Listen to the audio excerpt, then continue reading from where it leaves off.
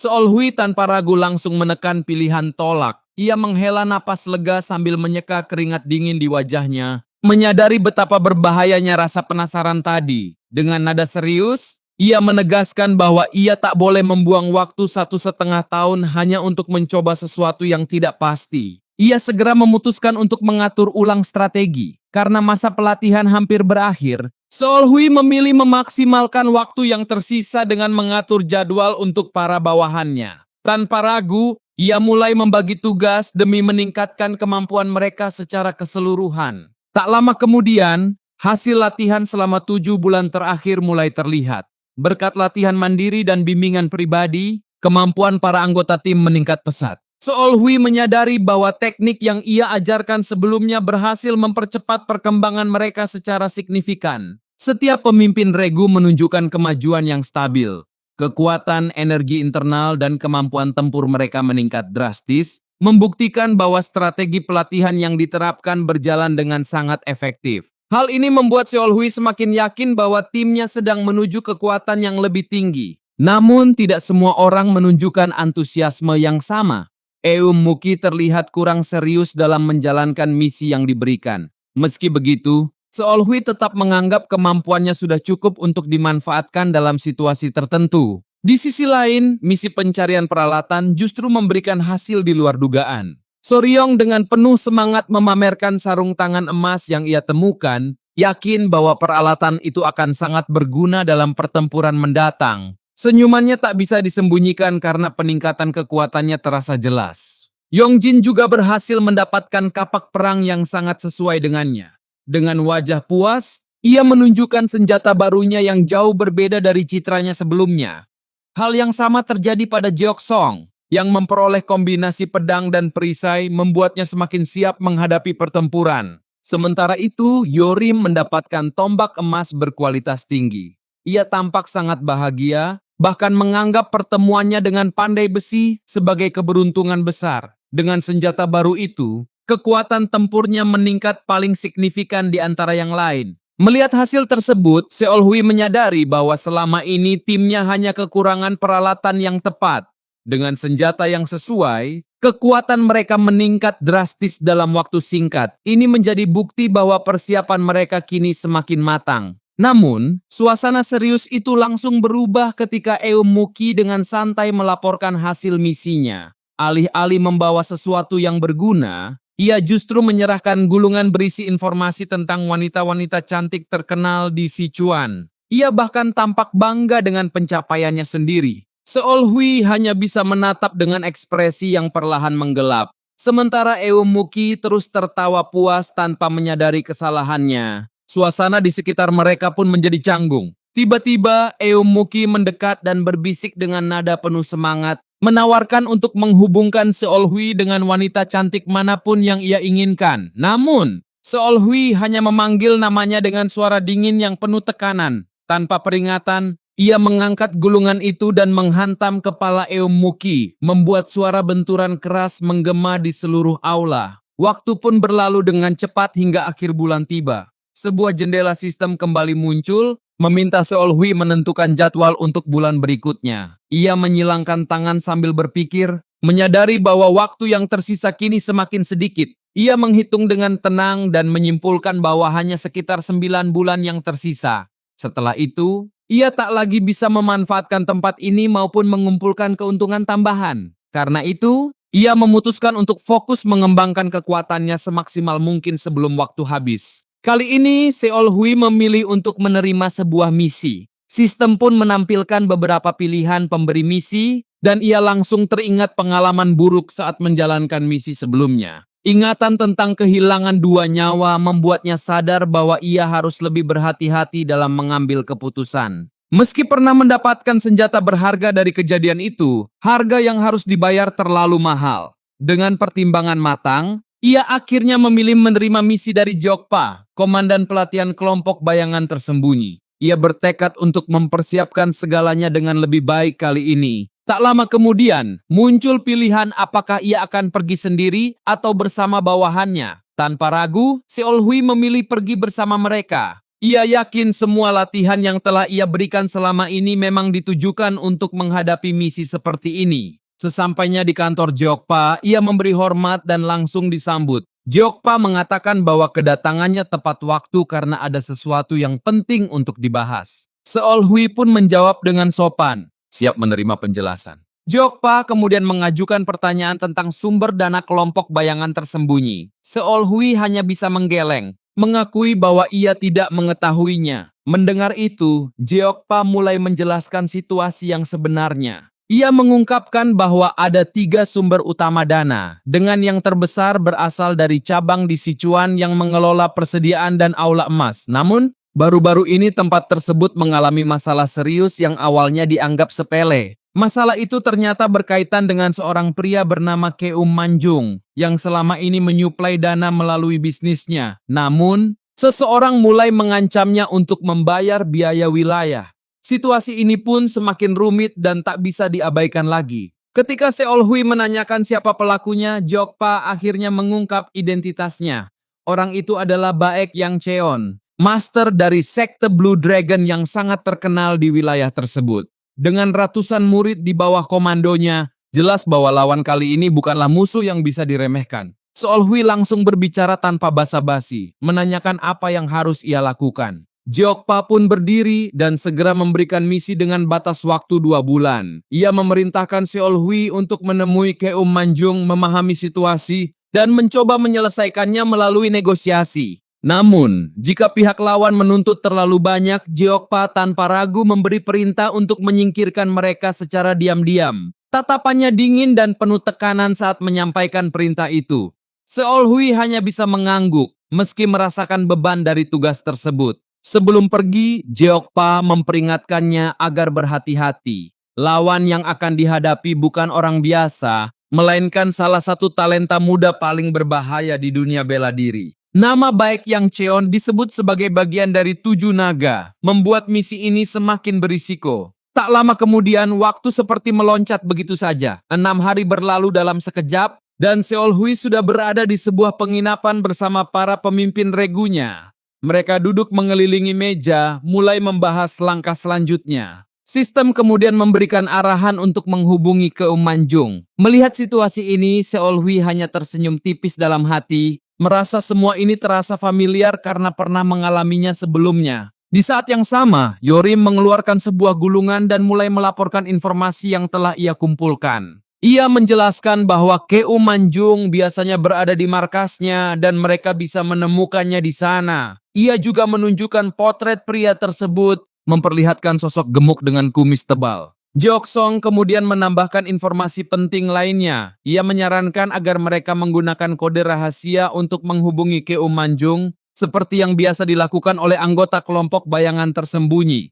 Metode ini dianggap lebih aman dibandingkan menemui langsung. Seol Hui menyesap tehnya sambil memandangi potret itu, mempertimbangkan saran tersebut. Ia merasa metode kode memang masuk akal, namun tetap menyimpan keraguan. Di sisi lain, Yongjin mengutarakan pendapat berbeda. Ia menilai bahwa bertemu langsung dengan Keum Manjung mungkin akan menjadi pilihan yang lebih pasti. Perbedaan pendapat pun mulai muncul, membuat Seol Hui harus segera menentukan keputusan terbaik. Perkataan Yongjin membuat suasana menjadi ragu. Ia berpendapat bahwa karena Keum Manjung masih berada dalam lingkup sekte utama, seharusnya mereka tidak perlu mempersulit keadaan. Namun Seol Hui justru terdiam, menimbang semua pendapat yang ada dengan hati-hati. Dalam benaknya, ia mengakui bahwa pendapat Yorim dan Yongjin memang masuk akal. Tetapi dalam situasi ini, saran Jeoksong terasa paling tepat. Muncul begitu saja dan menuntut tanpa melalui jalur resmi jelas bukan tindakan yang bijak, apalagi dalam organisasi sebesar ini. Tiba-tiba, Soryong angkat bicara dan menarik perhatian semua orang. Ia mengingatkan bahwa selain mengikuti perintah untuk menghubungi Keum Manjung, mereka juga harus mempertimbangkan kemungkinan terburuk. Jika pria itu diam-diam bekerja sama dengan faksi lain, maka situasi mereka bisa berubah menjadi sangat berbahaya. Seol Hui terkejut mendengar sudut pandang tersebut. Ia tidak pernah memikirkan kemungkinan itu sebelumnya. Dalam hati, ia mulai menilai ulang Soryong, menyadari bahwa wanita itu mampu melihat celah yang bahkan ia lewatkan. Ia pun menyadari bahwa setiap anggota timnya memiliki kelebihan masing-masing. Dari kemampuan analisis hingga insting terhadap bahaya, semuanya saling melengkapi. Hal ini membuat Seol Hui semakin yakin bahwa membawa mereka semua dalam misi ini adalah keputusan yang tepat. Namun, di tengah diskusi serius itu, Seol Hui tiba-tiba menyadari ada satu orang yang tidak terlihat. Ia pun menoleh dan bertanya tentang keberadaan Eumuki.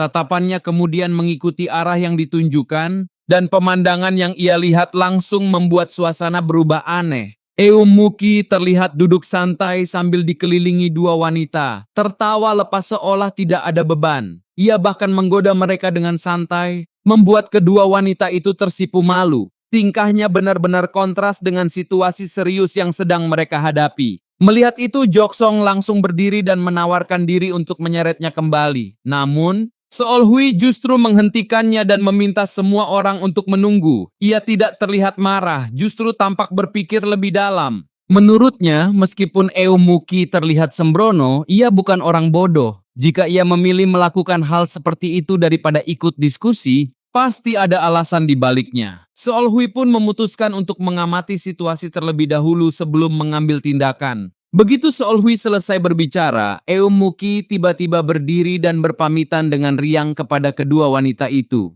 Namun saat kembali ke meja, sikap santainya langsung menghilang. Ia menghela napas lelah dan melapor singkat seolah baru saja menyelesaikan tugas penting. Seol Hui tidak membuang waktu dan langsung menanyakan hasilnya. Eumuki mengangguk, lalu menjelaskan bahwa ia telah menemukan lokasi tempat tinggal Keum Manjung, kebiasaannya, hingga orang-orang yang sering berhubungan dengannya. Bahkan, ia juga membawa informasi tambahan dari sumber lain yang cukup penting. Mendengar itu, ekspresi Seol Hui langsung berubah serius. Ia memerintahkan untuk melanjutkan laporan tanpa jeda. Ia tahu bahwa informasi ini akan menjadi kunci dalam menentukan langkah selanjutnya. 5 hari pun berlalu sejak saat itu. Selama waktu tersebut, mereka fokus mengumpulkan informasi sebanyak mungkin sebelum bertindak. Seol Hui memilih untuk tidak gegabah dan memastikan semua situasi dipahami dengan jelas. Dari hasil penyelidikan, terungkap bahwa Baek Yang Cheon adalah mantan murid sekte Gunung Hua yang kini mendirikan sektenya sendiri. Ia dikenal sebagai sosok berbakat yang menggabungkan kecerdasan seorang sarjana dengan kemampuan bela diri yang luar biasa.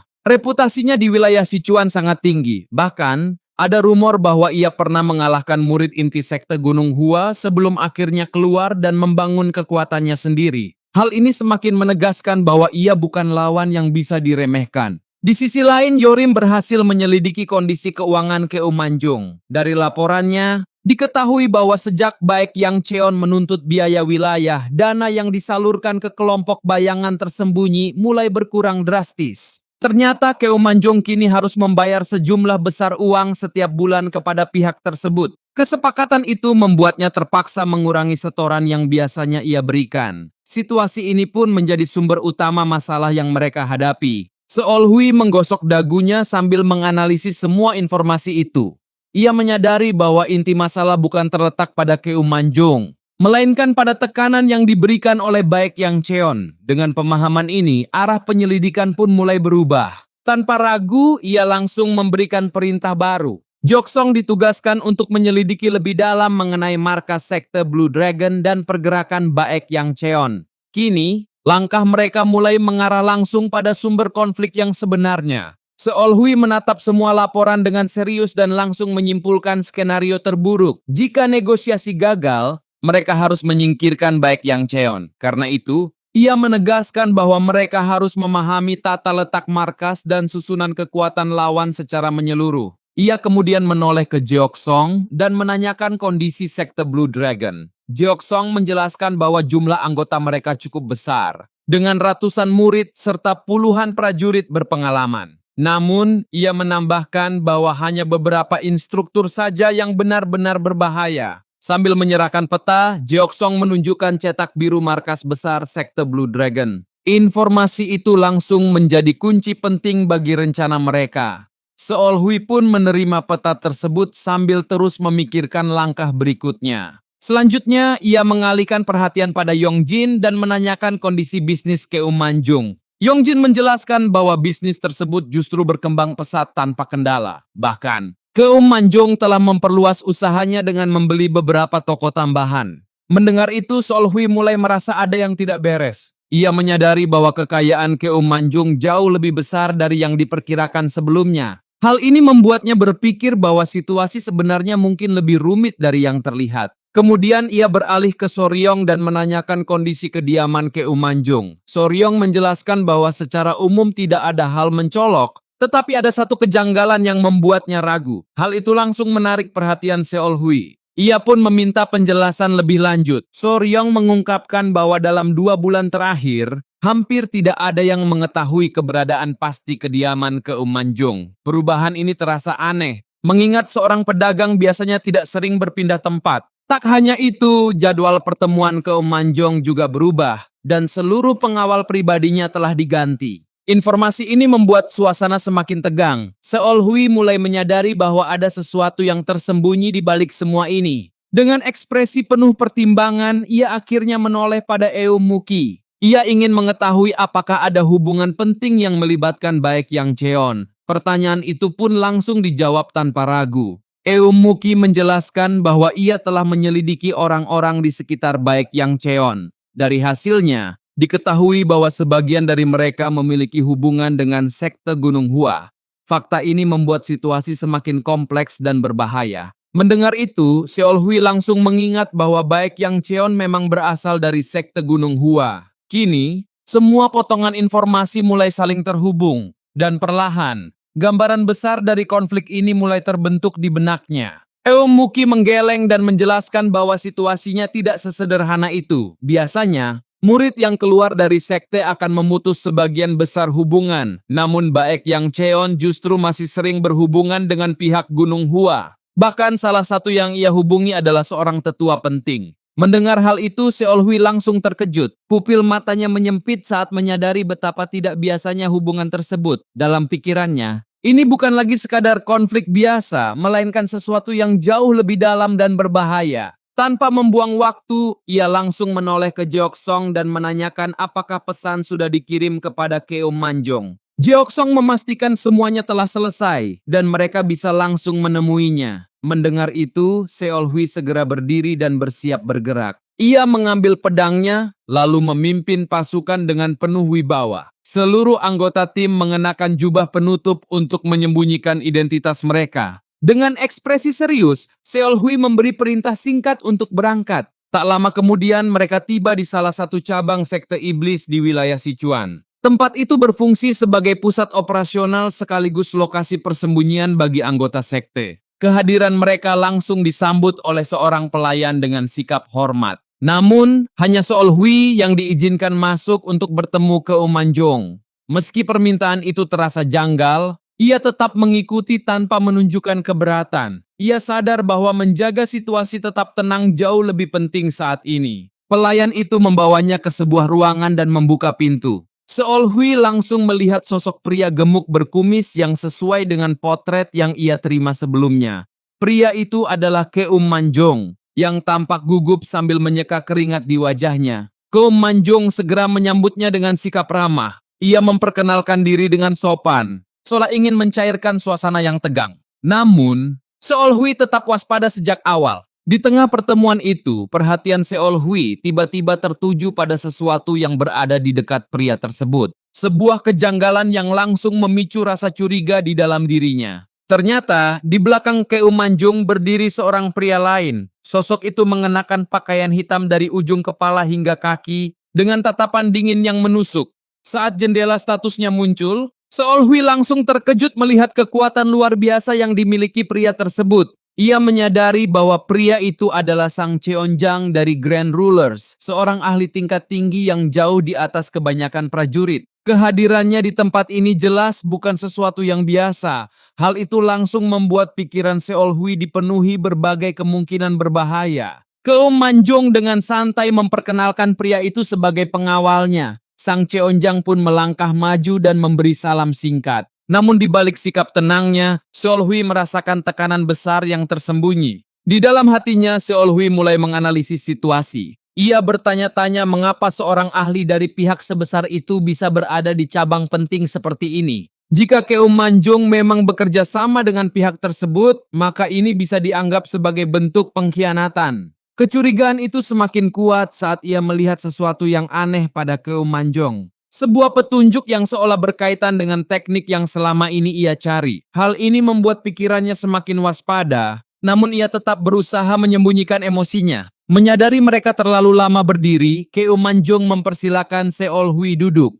Ia pun menerima dengan tenang, berusaha menjaga ekspresi agar tidak menunjukkan apa yang sedang ia pikirkan. Dalam hati, ia terus menenangkan dirinya agar tidak membuat kesalahan. Sambil duduk, Keum Manjong mulai membuka pembicaraan. Ia tertawa ringan dan mengatakan bahwa kedatangan Seol Hui tepat waktu. Ia bahkan mengaku hendak mengirim permintaan kepada atasannya terkait situasi yang sedang terjadi. Seol Hui langsung menanyakan maksudnya. Keum Manjong pun menjelaskan bahwa selama beberapa bulan terakhir, cabang ini tidak mampu mengirim dana secara penuh. Hal itu disebabkan oleh tekanan dari sebuah sekte lokal yang terus mengganggu operasional mereka. Tanpa ragu, Seol Hui menebak bahwa sekte tersebut adalah sekte Blue Dragon. Keum Manjong membenarkannya sambil tampak sedikit gugup. Ia lalu mulai menceritakan bagaimana sekte itu berkembang dengan sangat cepat dalam beberapa tahun terakhir. Awalnya hanya sebuah kelompok kecil, namun kini sekte Blue Dragon telah menarik banyak murid, termasuk dari kalangan keluarga kaya. Reputasi mereka terus meningkat berkat kemampuan mengajar yang luar biasa, membuat semakin banyak orang bergabung. Seiring bertambahnya kekuatan, pengaruh mereka pun meluas. Mereka mulai menargetkan berbagai sektor, mulai dari bisnis, kontrak, hingga wilayah perdagangan. Bahkan, mereka kini menuntut biaya perlindungan dari berbagai tempat, termasuk cabang milik Keum Manjong. Setelah mendengar penjelasan panjang dari Keum Manjong, Seol Hui langsung menanyakan apakah negosiasi pernah dilakukan. Keum Manjong mengangguk, namun napasnya tampak berat sementara keringat terus mengalir di wajahnya. Ia menjelaskan bahwa negosiasi sudah dicoba, tetapi tuntutan yang diberikan terlalu berlebihan hingga mustahil untuk disepakati. Menurutnya, jika mereka menyerah sekali saja, maka tekanan itu akan terus berlanjut di masa depan. Nada bicaranya tiba-tiba berubah tajam saat ia menggenggam sapu tangan basah di tangannya. Baginya, dunia uang sama kejamnya dengan dunia iblis, di mana sedikit kelemahan saja bisa membuat seseorang dihancurkan tanpa ampun. Ia pun mengaku telah meminta bantuan dari kelompok bayangan tersembunyi. Namun, respons yang diterima hanya permintaan untuk menunggu karena ada masalah internal. Mendengar itu, Seol Hui langsung menebak bahwa masalah tersebut berkaitan dengan pihak lain yang lebih besar. Karena tidak bisa tinggal diam, Keum Manjong akhirnya mengirim permintaan bantuan ke markas utama. Tak lama kemudian, bala bantuan pun datang untuk melindunginya. Seorang pengawal kuat dikirim untuk memastikan keselamatannya di tengah situasi yang semakin memburuk. Seol Hui sempat melirik pria berpakaian hitam di belakangnya dan mencoba menanyakan posisinya. Namun pria itu tetap diam, membuat suasana semakin mencurigakan. Keum Manjong pun segera menjelaskan bahwa pengawal tersebut berasal dari kekuatan besar dan tidak perlu terlalu dikhawatirkan selama pembayaran terpenuhi. Mendengar itu, Seol Hui terdiam sejenak sambil menganalisis semua situasi yang terjadi. Ia kemudian langsung menanyakan tujuan sebenarnya dari pertemuan ini. Ia ingin memastikan apa yang sebenarnya diinginkan oleh Keum Manjong. Tiba-tiba, sebuah jendela misi muncul di hadapannya. Misi itu langsung menjelaskan tujuan utama yang harus diselesaikan. Tanpa basa-basi, ia diminta untuk melenyapkan pemimpin sekte Blue Dragon, baik Yang Cheon, tanpa meninggalkan satupun saksi. Sebagai imbalan, dukungan penuh dalam bentuk dana operasional akan diberikan. Selain itu, ia juga akan mendapatkan berbagai keuntungan tambahan berupa peralatan dan pengetahuan penting.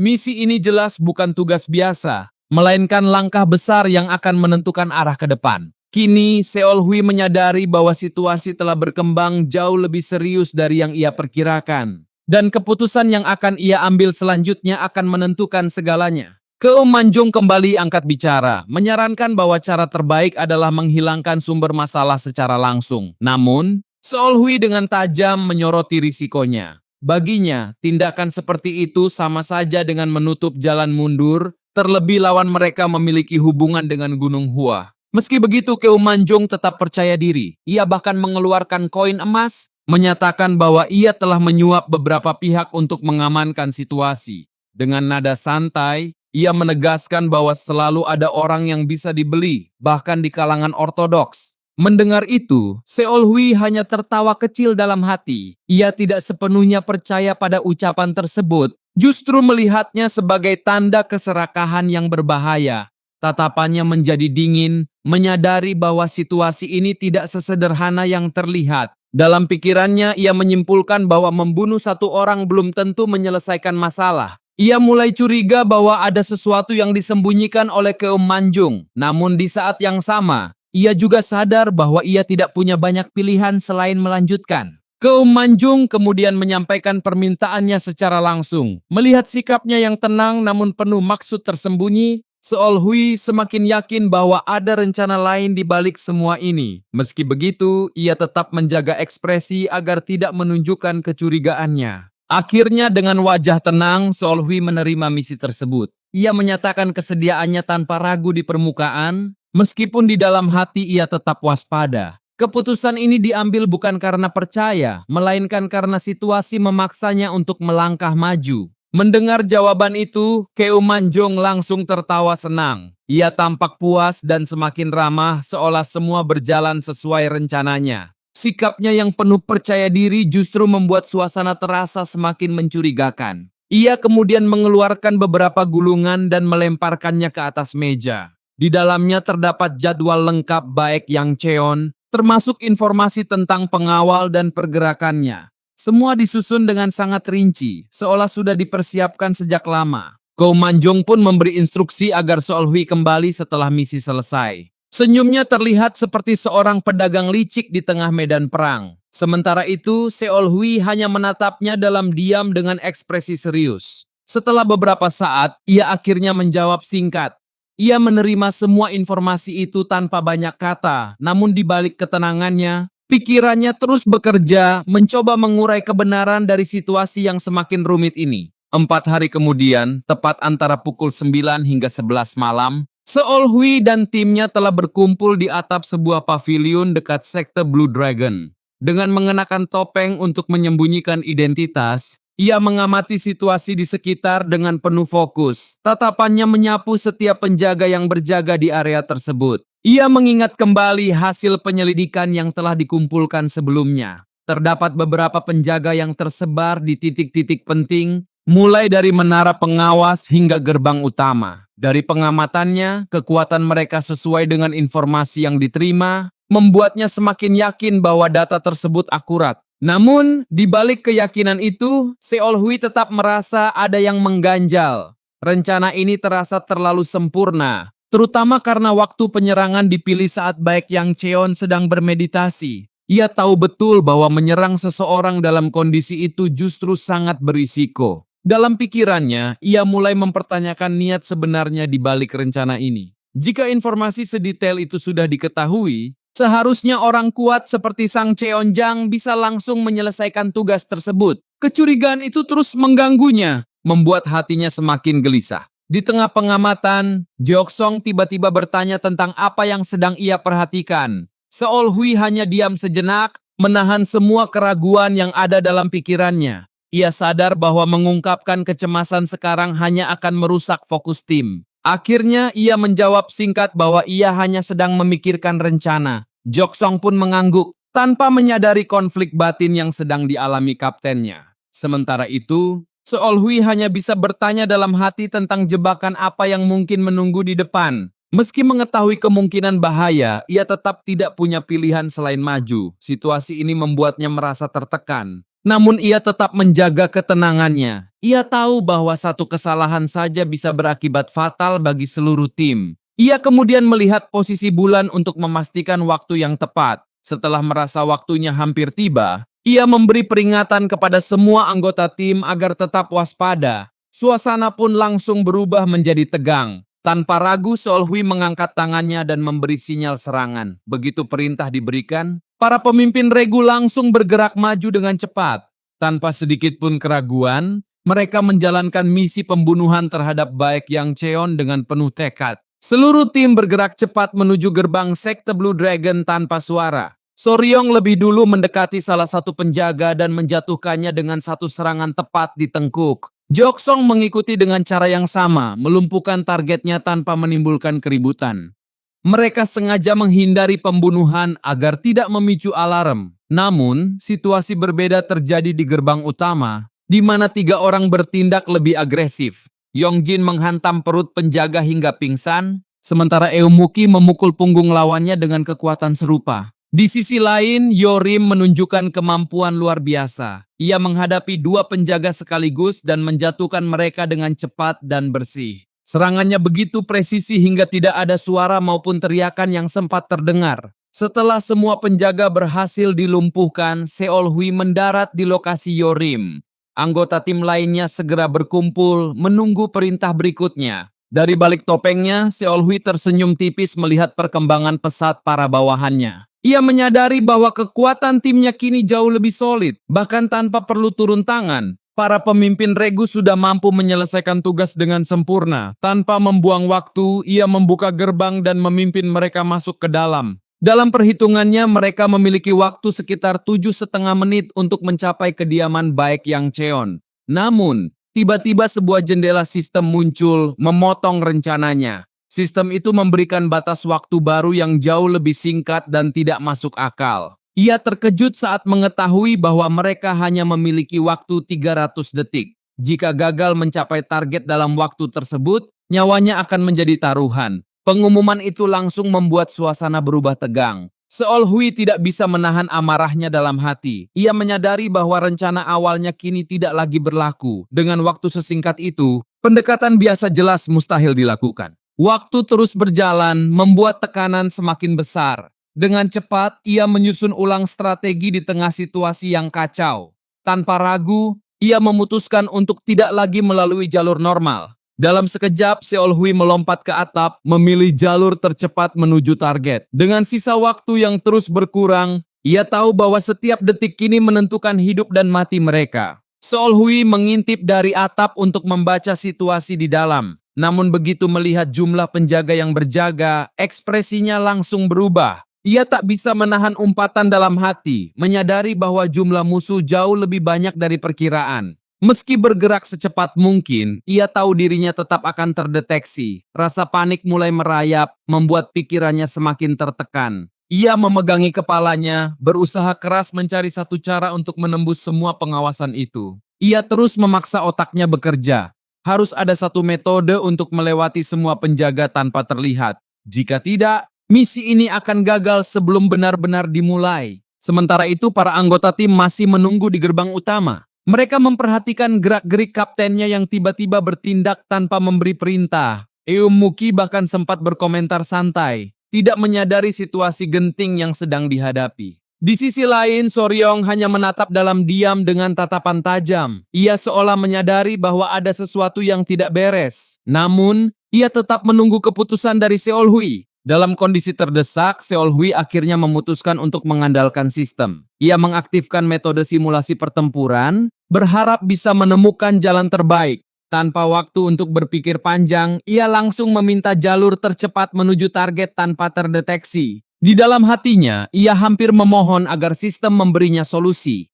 Saat ini, itu satu-satunya harapan yang tersisa. Namun, jawaban yang muncul justru di luar dugaan. Tulisan tidak tersedia muncul di hadapannya, seolah menamparnya di saat paling genting. Wajah Seol Hui langsung memerah, campuran antara terkejut dan ketakutan. Untuk pertama kalinya, ia benar-benar merasa terpojok tanpa jalan keluar. Seol Hui tak mampu menahan amarahnya dan mengumpat 2 kali. Sistem segera muncul, menjelaskan bahwa informasi yang ia miliki masih terlalu sedikit. Ia diminta mencari posisi tinggi agar bisa mengamati seluruh area sekte Blue Dragon dan mulai mengumpulkan data. Seol Hui mendongak mencari tempat yang memenuhi syarat itu. Tak lama, sebuah menara tinggi yang menjulang di atas pavilion lain menarik perhatiannya. Melihat waktu infiltrasi yang tersisa sangat sedikit, ia mengerutkan kening dan memutuskan tanpa ragu. Dengan tatapan tajam, Seol Hui menggunakan transmisi suara untuk memanggil para pemimpin regu.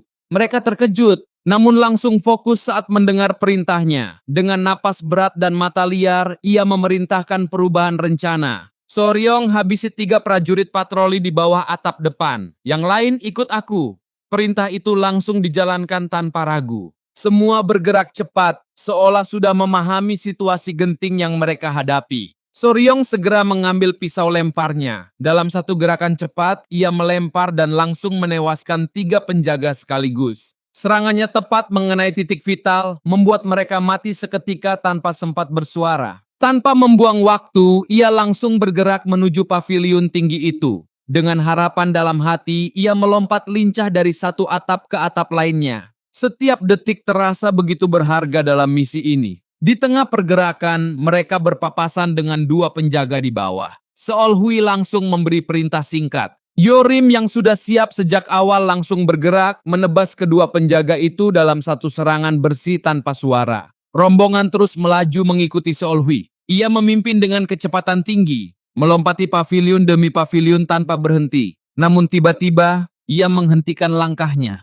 Wajahnya dipenuhi kecemasan dan ketegangan. Di depan mereka, sekelompok penjaga sedang berkumpul, terlihat santai sambil merokok dan mengobrol. Situasi ini jelas menjadi penghalang yang tidak terduga. Seol Hui menahan amarahnya sebelum akhirnya memberi perintah tegas. Singkirkan mereka. Tanpa ragu, ketiga bawahannya langsung maju menyerang secara bersamaan. Yongjin mengayunkan kapaknya dan menebas 2 penjaga dalam sekejap. Di sisi lain, Jeoksong bertarung lincah dengan pedang dan perisainya, menahan sekaligus menyerang tanpa celah. Sementara itu, Eum Muki mengayunkan cambuknya dengan brutal. Serangannya berhasil menghabisi 2 penjaga sekaligus, darah mereka menyembur ke udara dan meninggalkan bau menyengat yang memenuhi sekitar. Seol Hui langsung menerobos celah pengepungan tanpa membuang waktu sedikit pun. Waktu tersisa kurang dari 100 detik. Ia memaksa tubuhnya bergerak secepat mungkin. Napasnya mulai terengah saat terus berlari. Paviliun yang menjadi tujuannya kini tepat di depan mata. Tanpa ragu, ia melompat ke atas untuk mendapatkan pandangan yang lebih luas. Meski tubuhnya kelelahan, ia tetap memaksakan diri demi mengaktifkan simulasi level 2. Tak lama kemudian, sistem akhirnya merespons. Data dinyatakan cukup dan mulai dianalisis, membuat mata Seol Hui berbinar penuh harap. Ia tahu, inilah momen penentu. Dalam sekejap, simulasi pertempuran kembali aktif. Jalur tercepat menuju kediaman baik Yang Cheon langsung ditampilkan. Sistem memperingatkan bahwa musuh di sepanjang jalan tidak bisa dihindari dan harus dilenyapkan dalam pertarungan jarak dekat. Garis panduan merah muncul jelas di hadapannya. Waktu yang tersisa untuk bergerak sangat terbatas, dan ia harus menyelesaikan semuanya sebelum batas waktu habis. Tanpa ragu, Seol Hui langsung mengikuti jalur tersebut dengan wajah serius. Saat garis itu mengarah ke bawah, ia berhenti sejenak sebelum akhirnya melompat turun. Ia mendarat dengan mantap, namun suara kecil yang tercipta langsung menarik perhatian 2 penjaga di dekatnya. Kedua penjaga itu segera menoleh. Seol Hui sempat terkejut, pupil matanya menyempit karena situasi yang tak terduga. Ia mengumpat dalam hati, menyadari bahwa pertarungan tidak bisa dihindari. Tiba-tiba, bayangan dari simulasi muncul di hadapannya. Setelah peningkatan ke level 2, kemunculan ini terasa berbeda. Bayangan itu langsung menyatu dengannya, membimbing setiap gerakan dengan presisi tinggi. Dalam sekejap, Seol Hui bergerak seperti kilat. Ia melesat di sepanjang dinding dan menyerang kedua penjaga itu. Salah satu langsung dipenggal, sementara yang lain berhasil menangkis serangannya. Namun ia tidak berhenti, ia terus maju mendekat tanpa memberi celah. Dengan tubuhnya, ia menghantam penjaga itu hingga kehilangan keseimbangan dan jatuh bersamanya. Tanpa membuang waktu, Seol Hui mengangkat pedangnya. Dengan satu tusukan dingin, ia menghabisi penjaga itu seketika. Darah segar menyembur, membasahi wajah dan pakaiannya. Setelah rangkaian gerakan cepat dan mematikan itu, napasnya semakin berat. Staminanya mulai terkuras, namun ia tahu perjalanannya masih belum selesai. Seol Hui berlutut di tempat, napasnya terengah-engah setelah pertarungan sengit itu. Tiba-tiba, notifikasi sistem muncul dan menambahkan batas waktu. Ia terkejut melihat perubahan tersebut, menyadari bahwa setiap keuntungan selalu datang dengan konsekuensi. Ia menatap jendela sistem dengan kesal dan tak kuasa mengumpat. Waktu serangannya justru berkurang, sementara batas waktu malah bertambah. Situasi ini membuatnya semakin tertekan karena waktu yang dimilikinya tetap terasa sempit. Di sisi lain, para pemimpin regu masih berada di depan sekte Blue Dragon. Soryong berpindah ke posisi Yorim dan langsung menanyakan keberadaan kapten mereka. Yorim menjawab singkat bahwa Seol Hui bergerak sendiri. Soryong terkejut mendengarnya. Ia mempertanyakan rencana yang sebelumnya telah disusun, namun Yorim hanya bisa mengangkat bahu. Ia sendiri tidak tahu alasan dibalik keputusan mendadak itu. Tak lama kemudian, Jeoksong tiba dan mencoba menenangkan situasi. Ia meyakini bahwa Seolhui pasti memiliki alasan kuat. Menurutnya, jika kapten mengubah rencana, mereka hanya perlu mengikuti dan mempercayainya. Yongjin yang berdiri di atas atap ikut menyuarakan keraguannya. Ia merasa keputusan bergerak sendiri tanpa pemberitahuan adalah tindakan yang berisiko. Baginya, bergerak dalam kelompok tetap lebih aman dalam misi seperti ini. Eumuki yang baru bergabung mendecakkan lidah dengan kasar. Ia berpendapat bahwa mungkin Seolhui melihat pergerakan baik Yang Cheon yang tidak terduga. Dalam misi pembunuhan, situasi seperti itu memang sering terjadi. Meski penjelasan itu masuk akal, Yongjin tetap merasa kurang puas. Ia menilai kapten seharusnya tetap memberitahu mereka sebelum mengambil keputusan. Namun, Eumuki hanya menguap dan menyuruh semua orang untuk percaya pada Seolhui. Tatapan Eumuki berubah tajam saat ia menegaskan hal itu. Setelah mendengar ucapannya, para pemimpin regu lainnya hanya bisa terdiam. Tidak ada lagi yang membantah dan mereka akhirnya memilih untuk mempercayai keputusan sang kapten. Kembali ke Seolhui, ia terus melintasi atap-atap bangunan dengan sekuat tenaga. Ia mengikuti panduan simulasi level 2 tanpa ragu, meski napasnya semakin berat. Waktu serangan yang tersisa kini tinggal 24 detik. Ia melompat turun mengikuti garis merah dan berhenti tepat di depan sebuah rumah pribadi. Hentian mendadaknya menciptakan hembusan angin kecil di sekitarnya. Garis merah itu menunjuk lurus ke gerbang besi megah di hadapannya. Seolhui terengah-engah sambil menatap gerbang itu. Ia sadar, hanya satu langkah lagi sebelum mencapai tujuannya. Namun tiba-tiba, gerbang terbuka dan dua sosok muncul dari dalam membuatnya langsung terkejut. Pupil matanya menyempit karena panik. Ia mengumpat dalam hati menyadari dirinya terlalu ceroboh. Dengan posisi tepat di depan kediaman baik Yang Cheon, kemungkinan besar ada penjaga kuat di dalamnya. Ia melirik notifikasi sistem. Waktu serangan tinggal 15 detik. Tekanan semakin besar, dan ia sadar tidak mungkin menghadapi mereka secara frontal dalam waktu sesingkat itu. Di saat genting itu, ia menyadari masih ada satu cara. Ia segera menggunakan teknik penyamaran, mengubah wajahnya menjadi salah satu penjaga yang baru saja ia bunuh. Meski tidak sempat mengganti pakaian, ia tetap mencoba menipu mereka. Kedua penjaga itu tidak langsung curiga. Mereka bertanya tentang keberadaannya dan tumpukan pakaian di dekatnya. Tanpa ragu, Seolhui menunjuk ke arah lain dan mengatakan ada penyusup di sana. Mendengar itu, kedua penjaga langsung bergegas keluar dengan panik.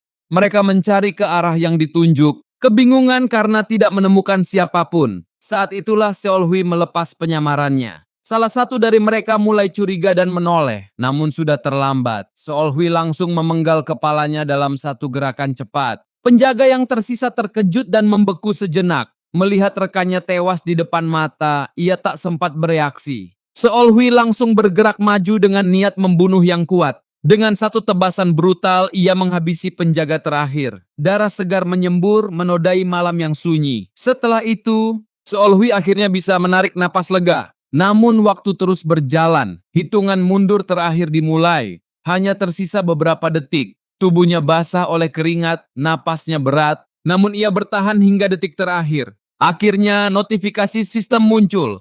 Ia berhasil menyusup dan menyelesaikan misi serangan waktu terbatas. Hadiahnya pun diberikan, sebuah kemampuan bernama mata orang ketiga. Fase berbahaya pertama akhirnya berakhir. Jantungnya yang sempat berdebar kencang kini mulai tenang.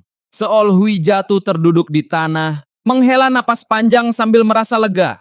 Namun, Saat ia melihat jendela sistem, sebuah pertanyaan muncul di benaknya. Apa sebenarnya mata orang ketiga itu? Dan di saat itulah, ia mulai menyadari sesuatu. Seolhui menajamkan tatapannya dari langit-langit, mengintip ke dalam kediaman baik Yang Cheon. Ia bersembunyi dengan hati-hati sambil mengamati setiap gerakan targetnya. Di bawah sana, baik Yang Cheon berjalan dengan tangan terlipat di belakang punggung, aura mengerikan terpancar dari dirinya. Rambut merah mudanya berkibar pelan, sementara tekanan yang ia keluarkan terasa menyesakkan. Seolhui terus menghitung waktu sambil menganalisis situasi. Tiba-tiba, notifikasi sistem muncul dan membuatnya sedikit terkejut. Analisis telah selesai. Dalam 212 detik, para pendekar sekte Blue Dragon akan menyadari keberadaan penyusup. Itu berarti, ia harus mengalahkan Baek Yang Cheon sebelum waktu tersebut habis. Seol Hui menatap sosok yang kini duduk bermeditasi itu dengan wajah muram. Ia akhirnya memahami alasan di balik batas waktu misi. Baek Yang Cheon kembali lebih cepat dari perkiraan, dan mayat para penjaga yang mereka bunuh akan segera ditemukan. Tanpa membuang waktu, Seol Hui bersiap menghunus pedangnya. Ia bertekad untuk menyelesaikan semuanya secepat mungkin. Bahkan,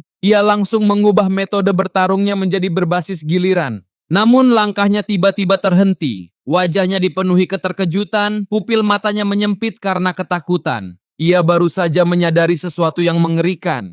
Jendela status Baek Yang Cheon muncul di hadapannya. Kekuatan yang ditampilkan berada jauh di luar ekspektasinya. Seluruh statistiknya jauh melampaui Seol Hui, bahkan kekuatan tempurnya hampir 2 kali lipat. Melihat perbandingan itu, wajah Seol Hui perlahan memucat. Perbedaan kekuatan mereka terlalu besar. Untuk sesaat, ia benar-benar merasakan tekanan yang luar biasa. Di tengah ketegangan itu, misi baru muncul. Ia diminta untuk ikut campur dalam pertempuran, namun dengan syarat ketat. Baek Yang Cheon harus mati tanpa ada satupun bawahan yang terbunuh dan tidak boleh ada saksi. Waktu terus berjalan semakin menekan. Seol Hui mencoba memahami situasi sambil tetap mengawasi targetnya. Ia tahu, satu kesalahan saja akan berujung pada kegagalan. Tiba-tiba, sebuah peluang muncul di hadapannya. Sistem menunjukkan adanya kelemahan pada Baek Yang Cheon. Kesempatan sempurna kini terbuka, memberinya beberapa pilihan untuk bertindak. Serang, gunakan seni bela diri, gunakan item, atau mendekat. Di titik inilah keputusan Seol Hui akan menentukan segalanya. Seol Hui sedikit terkejut saat menerima pemberitahuan itu. Ia menyadari bahwa Baek Yang Cheon yang sedang bermeditasi membuka celah yang sangat jelas. Sambil menatap targetnya yang membeku dalam waktu, ia mulai mempertimbangkan pilihannya dengan serius. Ia tahu, dengan kekuatan tempurnya saat ini, menghadapi Baek Yang Cheon secara langsung adalah tindakan yang sangat berisiko. Sempat terlintas di benaknya untuk memanggil sosok gila itu lagi. Namun ia langsung mengurungkan niatnya. Risiko terlalu besar untuk misi yang menuntut keheningan dan kerahasiaan. Wajahnya dipenuhi keraguan sesaat, namun ia segera mengambil keputusan. Tidak ada jalan lain selain bertindak sekarang. Ia pun memilih menggunakan seni bela diri sebagai opsi terbaik. Panel pilihan teknik langsung muncul di hadapannya. Tanpa ragu, Seol Hui memilih teknik dengan tingkat kemahiran tertinggi. Ia memutuskan menggunakan seni bela diri iblis penghancuran satu pukulan untuk serangan mendadak ini. Dengan kecepatan tinggi, ia langsung menerjang ke arah Baek Yang Cheon. Ia juga memperhitungkan penggunaan energi internal agar tidak menimbulkan suara besar yang bisa menarik perhatian. Serangannya difokuskan untuk menghabisi lawan dalam satu pukulan. Pedangnya melesat dengan niat membunuh yang kuat. Tepat saat serangan dilepaskan, Baek Yang Cheon akhirnya menyadari kehadirannya. Pupil matanya menyempit karena terkejut. Namun, semuanya sudah terlambat. Serangan itu tetap mengenai tubuhnya. Seol Hui langsung menghentikan langkahnya dengan hentakan kuat, menciptakan gesekan kecil saat ia memutar tubuhnya kembali menghadap lawan. Ia tahu, membelakangi musuh berarti kematian. Dengan cepat, ia menilai hasil serangannya. Seperti yang diduga, satu pukulan itu tidak cukup untuk menghabisi Baek Yang Cheon. Meski begitu, dampaknya sangat besar. Kekuatan lawannya menurun drastis, membuat jarak kekuatan mereka menjadi lebih seimbang. Ini memberinya peluang yang sebelumnya tidak ada. Baek Yang Cheon menatapnya dengan amarah yang membara. Urat di lehernya menonjol, menahan rasa sakit sambil menggertakkan gigi. Serangan itu jelas membuatnya terluka parah. Seol Hui tetap tenang sambil mengamati situasi. Ia menyadari bahwa targetnya berhasil menghindari serangan fatal di kepala. Meski sedikit disayangkan, setidaknya kekuatan tempur lawan kini telah menurun secara signifikan. Seol Hui menyadari bahwa serangannya sebelumnya telah menimbulkan luka dalam pada Baek Yang Cheon. Ia menduga kondisi lawannya semakin buruk karena diserang saat bermeditasi, bahkan kemungkinan mengalami penyimpangan Qi. Di saat itu, notifikasi kesempatan sempurna kembali muncul di hadapannya. Tanpa ragu, ia langsung memahami celah tersebut. Energi internal Baek Yang Cheon tampak tidak stabil, meski dari luar ia masih berusaha terlihat kokoh. Dengan keyakinan penuh, Seol Hui memutuskan untuk terus menekan. Ia kembali menggunakan seni bela diri iblis penghancuran satu pukulan. Dengan gerakan cepat, ia maju dan menusuk bahu lawannya. Serangan itu mengenai sasaran, membuat darah segar menyembur keluar. Baek Yang Cheon tidak sempat bereaksi. Matanya terbelalak saat pedang itu menancap dan ia tak kuasa menahan raungan kesakitan. Dampaknya memang tidak sebesar serangan pertama, namun cukup untuk memperparah kondisinya. Seol-hui mengerutkan kening sambil menilai situasi. Ia menyadari bahwa satu tebasan saja sudah cukup membuat lawannya batuk darah. Ini semakin memperkuat dugaan bahwa Baek Yang Cheon mengalami luka dalam serius. Namun situasi tiba-tiba berubah. Baek Yang Cheon melancarkan serangan balasan dengan teknik ilusi area luas. Serangan itu menghantam Seol-hui dengan keras hingga tubuhnya terpental jauh.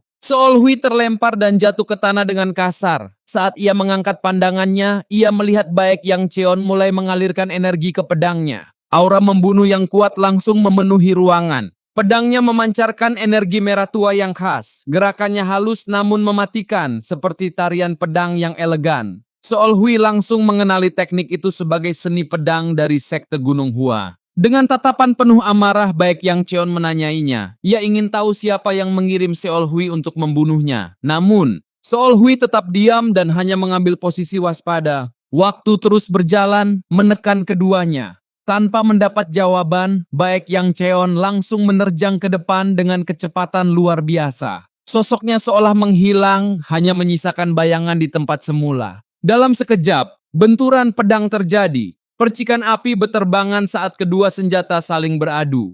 Baek Yang Cheon menyerang tanpa henti, memaksa Seol-hui terus bertahan dan berpindah posisi. Seol-hui dengan tenang menganalisis situasi. Serangan lawannya terlalu tajam dan cepat. Ia sadar, jika terus bertahan waktunya akan habis, namun menyerang balik secara langsung juga terlalu berbahaya. Serangan Baek Yang Cheon semakin tajam dan terhubung dengan sempurna.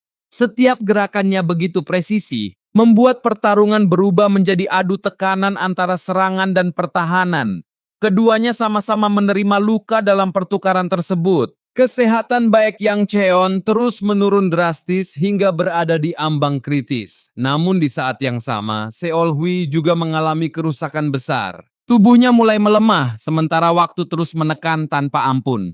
Dengan raungan penuh amarah, Baek Yang Cheon melancarkan serangan brutal. Energi pedang merah khas Gunung Hua memenuhi udara. Serangan itu menghantam keras hingga membuat Seol-hui terpukul mundur. Kondisinya semakin buruk, kesehatannya menurun tajam. Waktu tersisa hanya 55 detik. Tekanan dari waktu dan kondisi tubuh membuat pikirannya dipenuhi kecemasan. Seol-hui mengumpat dalam hati. Ia sadar tidak bisa menyerang sembarangan, dan penggunaan energi internal berisiko menarik perhatian. Terlalu banyak batasan membuat situasinya semakin sulit. Di tengah kebuntuan itu, ia tiba-tiba melakukan sesuatu yang tak terduga. Ia melonggarkan cengkeramannya pada pedang, seolah membuka celah. Tindakan itu langsung menarik perhatian Baek Yang Cheon. Dengan ragu, Baek Yang Cheon mempertanyakan tindakannya. Namun Seol-hui hanya menatapnya dingin dan memberi isyarat provokatif. Ia sengaja memancing emosi lawannya. Seperti yang diduga, Baek Yang Cheon langsung terpancing. Amarahnya meledak, urat-urat di wajahnya menonjol, dan aura membunuhnya semakin kuat.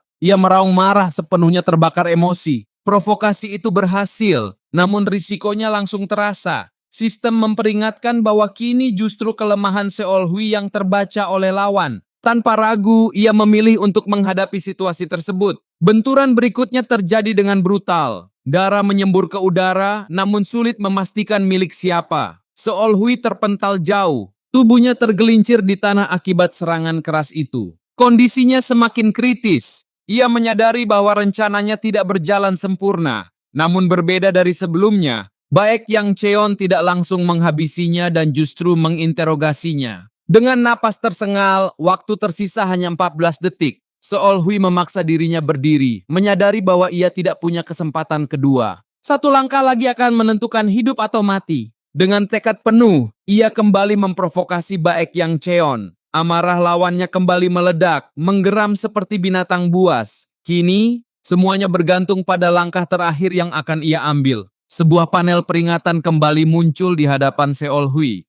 Sistem memberitahu bahwa Baek Yang Cheon telah menemukan kelemahannya. Di saat yang sama, Baek Yang Cheon mengangkat pedangnya yang dipenuhi energi merah tua dan meraung penuh amarah. Tanpa ragu, ia mengayunkan pedangnya ke arah leher Seol Hui. Menghadapi tebasan mematikan itu, Seol Hui tetap tenang. Ia sudah mengincar momen ini sejak awal. Saat pedang itu hampir menyentuh lehernya, Seol Hui menunduk dengan presisi. Syal merahnya terpotong dan terbang tertiup angin. Namun di balik itu, ia langsung menerobos masuk ke jarak dekat lawannya. Wajah Baek Yang Cheon seketika memucat. Ia terlambat menyadari kesalahannya karena terlalu terpancing emosi. Untuk sesaat, tubuhnya membeku tanpa reaksi. Tanpa memberi celah, Seol Hui langsung menyerang inti tubuhnya. Tangannya menghantam dada Baek Yang Cheon dengan kekuatan penuh. Teknik yang ia gunakan adalah telapak dewa angin. Pukulan itu menciptakan gelombang kejut yang menghantam dari dalam. Energi angin meledak tepat di inti tubuh lawannya. Serangan itu tidak menimbulkan suara besar, namun dampaknya sangat mematikan. Baek Yang Cheon menengadahkan kepalanya sambil meraung kesakitan. Suaranya menggema ke seluruh sekte Blue Dragon. Tubuhnya tak mampu menahan serangan itu dan akhirnya roboh ke tanah. Seol Hui tetap berdiri dengan tangan terentang. Dalam pikirannya ia menyadari bahwa strategi ini adalah pilihan terbaik. Dengan meledakkan energi dari dalam, ia menghindari kerusakan besar di sekitar. Pedang Baek Yang Cheon terlepas dari genggamannya saat ia jatuh.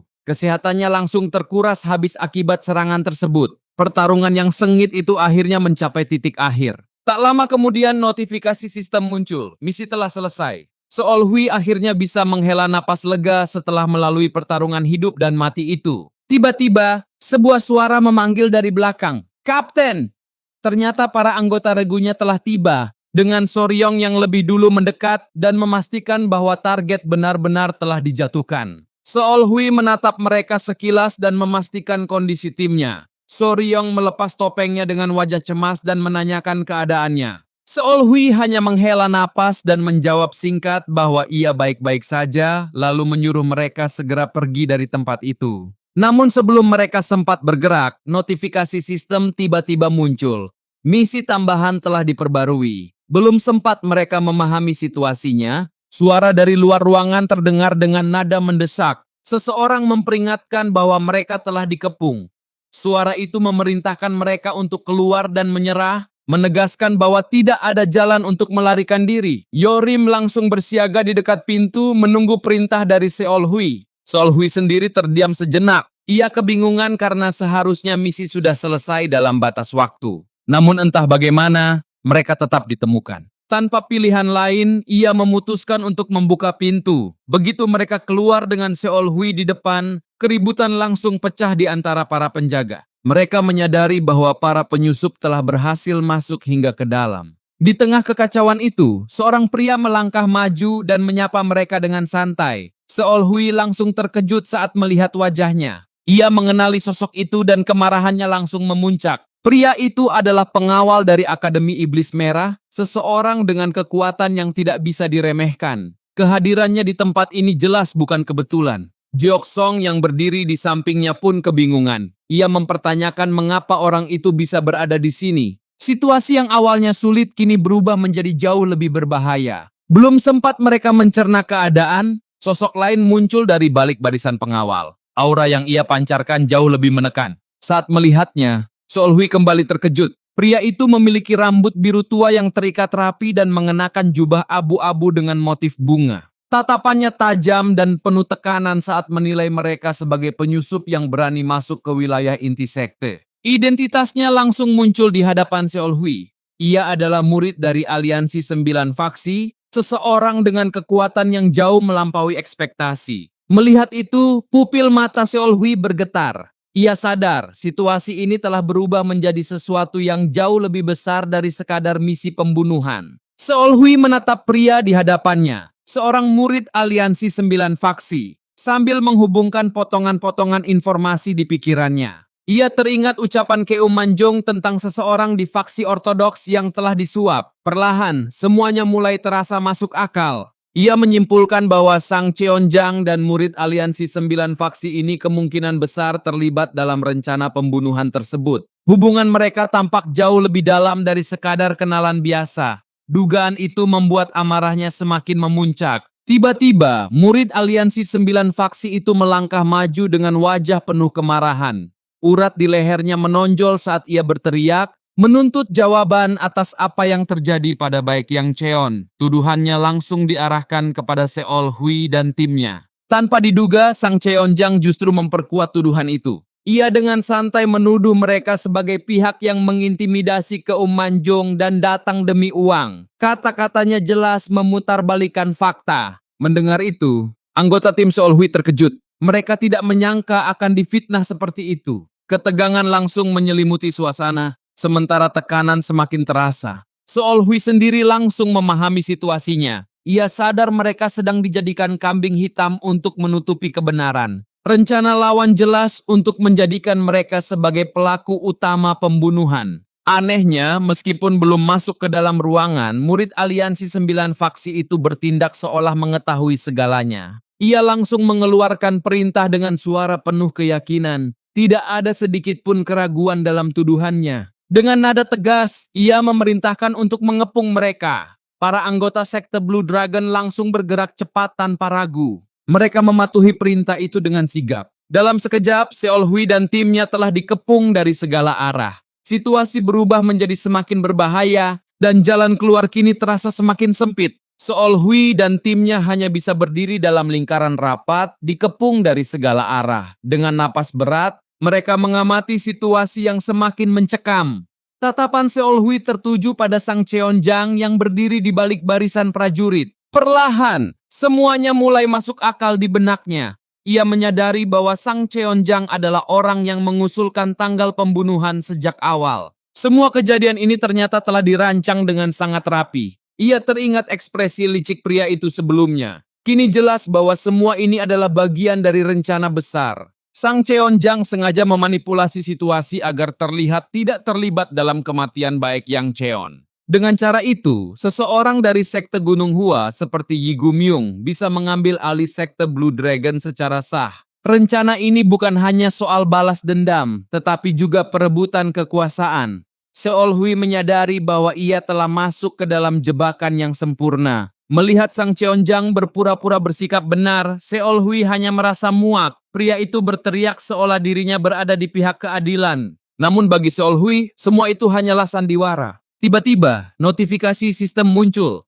Sebuah event baru dimulai dengan target menghabisi Sang Cheonjang. Hadiah yang ditawarkan menunjukkan bahwa pertarungan ini tidak bisa dihindari. Tak lama kemudian, event lain muncul. Kali ini targetnya adalah Yi Gumyung. Situasi semakin jelas bahwa keduanya kini menjadi musuh yang harus dihadapi. Di tengah tekanan itu, Seol Hui mulai mempertimbangkan pilihannya. Ia sempat berpikir untuk melarikan diri bersama timnya. Namun kondisi saat ini membuat kemungkinan itu hampir mustahil. Matanya berubah tajam, dipenuhi tekad dan kegilaan. Ia sadar, jika harus mati, setidaknya ia akan membawa salah satu dari mereka bersamanya. Keputusan itu mulai terbentuk dalam pikirannya. Sementara itu, anak buahnya menunggu perintah dengan tegang. Salah satu dari mereka akhirnya bertanya apa yang harus mereka lakukan. Suasana menjadi sunyi menunggu jawaban. Seol Hui terdiam sejenak, lalu menatap mereka satu persatu. Dengan suara tegas, ia memberi perintah yang tak terduga. Ia menyuruh mereka semua untuk melarikan diri. Semua orang langsung terkejut mendengar itu. Namun di dalam hatinya, Seol Hui telah memutuskan sesuatu. Ia tidak ingin menjadikan bawahannya sebagai pengorbanan dalam pertarungan ini. Seol Hui berbalik untuk menyembunyikan emosinya. Dengan suara tegas, ia memberi perintah agar mereka tidak mati sia-sia. Ia meminta mereka untuk melarikan diri saat ia memberi sinyal. Namun perintah itu langsung ditolak. Yorim berteriak dengan marah, tidak terima dengan keputusan tersebut.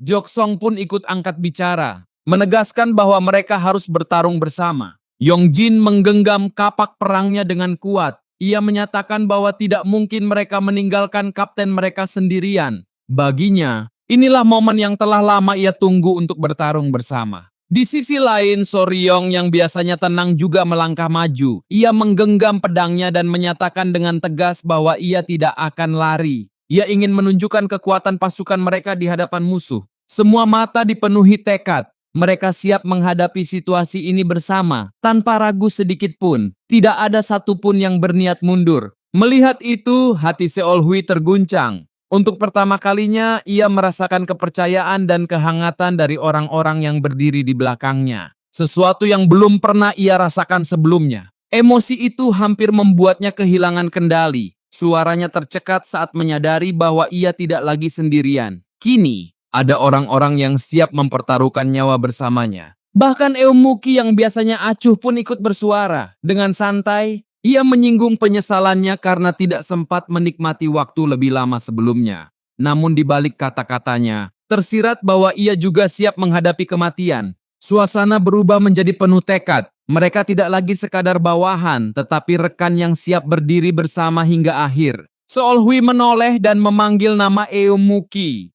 Pria itu membalas dengan kedipan mata dan senyum tipis di balik topengnya. Dengan santai, ia menggosok tengkuknya dan berkata bahwa hidup normal memang tidak semudah itu. Namun, karena mereka sudah sampai sejauh ini, ia memilih untuk terus maju bersama. Kata-katanya terdengar ringan, tapi penuh makna. Ia siap berjalan sampai akhir bersama kaptennya. Seolhui menundukkan kepala, membiarkan rambutnya menutupi ekspresinya. Perasaan hangat perlahan memenuhi hatinya. Kesetiaan itu membuat tekadnya semakin kuat. Ia sadar mereka berada dalam bahaya karena mengikutinya. Namun meski begitu mereka tetap berdiri di sisinya tanpa ragu. Hal itu membuatnya semakin tersentuh. Seolhui akhirnya menoleh kembali dengan tatapan tegas. Dengan suara mantap, ia mengucapkan tekadnya. Ia tidak akan pernah membiarkan mereka jatuh ke dalam bahaya lagi. Sebuah keputusan besar terbentuk dalam dirinya. Ia harus menjadi lebih kuat demi melindungi orang-orang yang mempercayainya. Untuk pertama kalinya, ia benar-benar merasakan arti memiliki rekan. Seluruh tim berdiri kokoh di belakangnya. Mereka siap menghadapi apapun yang akan datang. Tekad mereka terlihat jelas dari sorot mata masing-masing. Tiba-tiba, notifikasi sistem muncul. Bawahannya kini resmi ikut serta dalam pertempuran. Dalam mode berbasis giliran, Seolhui harus menentukan metode bertarung untuk mereka. Berbagai pilihan muncul di hadapannya. Ia bisa memerintahkan serangan terfokus, serangan individu, dukungan dari belakang, atau memberi perintah bebas. Setiap pilihan memiliki risiko dan keuntungan tersendiri. Waktu seolah berhenti saat keputusan itu harus diambil. Semua bawahannya telah siap secara mental untuk bertarung. Kini, semuanya bergantung pada pilihan Seolhui. Ia menggenggam erat syal merahnya. Dalam pikirannya, ia menyadari bahwa ini adalah pertarungan tanpa jalan mundur. Jika tidak bisa kabur, maka mereka harus menyerang sekuat mungkin. Dengan tekad yang berbahaya, ia akhirnya memilih strategi paling nekat, serangan terfokus. Semua kekuatan akan diarahkan pada satu target untuk menentukan hasil pertarungan ini. Seketika, sistem menampilkan pilihan target di hadapan Seolhui. Ia harus menentukan siapa yang akan menjadi fokus serangan. Tanpa ragu, ia memilih Sang Cheonjang sebagai target utamanya. Di saat yang sama, ia memberikan perintah berbeda kepada bawahannya. Ia justru menyuruh mereka menghadapi Yi Gomyung, lawan dengan kekuatan tempur lebih tinggi. Keputusan berani itu diambil demi membuka peluang kemenangan. Kelima bawahannya langsung bergerak tanpa ragu. Mereka berpencar dan menyerbu Yi Gomyung dari udara sambil meneriakkan kesiapan mereka. Serangan itu dilakukan dengan penuh tekad. Namun Yi Gomyung hanya berdiri diam. Dengan tatapan merendahkan, ia menyebut mereka seperti lalat. Sikap angkuhnya menunjukkan betapa ia tidak menganggap mereka sebagai ancaman. Tak lama kemudian, ledakan besar terjadi di medan pertempuran. Asap tebal dan cahaya energi pedang memenuhi area itu. Pertarungan sengit langsung pecah di sisi mereka. Di sisi lain, Seolhui menarik napas dalam-dalam. Dengan sisa kekuatan yang dimilikinya, ia bersiap menghadapi para anggota sekte Blue Dragon yang mengepungnya. Tatapannya berubah dingin saat ia bersiap memulai pertarungan. Meskipun dikelilingi musuh, sistem kembali menampilkan kesempatan sempurna. Ia menemukan celah pada beberapa lawan di sekitarnya. Namun, sebelum menyerang, ia memutuskan untuk memulihkan kondisinya terlebih dahulu. Seolhui membuka kotak item dan menggunakan obat penyembuhan. Tubuhnya langsung diselimuti aura pemulihan. Meski tidak sepenuhnya pulih, kondisinya menjadi jauh lebih baik dari sebelumnya. Ia menyadari bahwa efek obat tertentu mulai menurun. Karena itu, ia memutuskan untuk tidak lagi mengandalkannya. Kini, ia harus bertarung dengan apa yang tersisa. Untuk langkah berikutnya, ia memilih mendekati lawan. Ia bergerak ke arah timur dengan cepat. Gerakan itu membuat para musuh tidak sempat bereaksi tepat waktu. Dengan langkah itu, Seol Hui kembali mengambil inisiatif dalam pertempuran. Situasi masih berbahaya, namun ia terus maju tanpa ragu. Melihat celah yang terbuka, Seol Hui langsung menggerakkan tubuhnya sesuai panduan sistem. Dengan pedang terangkat, ia menyerang dalam kecepatan yang telah diatur, lalu melepaskan pukulan kuat ke arah para pendekar sekte Blue Dragon. Meski pertarungan baru dimulai, aura angin hijau langsung menyelimuti tubuhnya. Tekanan dari energi itu membuat lawan-lawannya gemetar ketakutan. Dengan tatapan tajam, ia mengayunkan pedangnya yang dipenuhi energi. Ia langsung menggunakan teknik pedang Dewa Angin. Serangan jarak jauh itu meledak dengan kekuatan besar, menciptakan gelombang angin yang menghancurkan segalanya di depan. Dalam sekejap, 3 pendekar langsung tumbang tanpa perlawanan. Tubuh mereka jatuh ke tanah seperti kehilangan seluruh kekuatan hidup.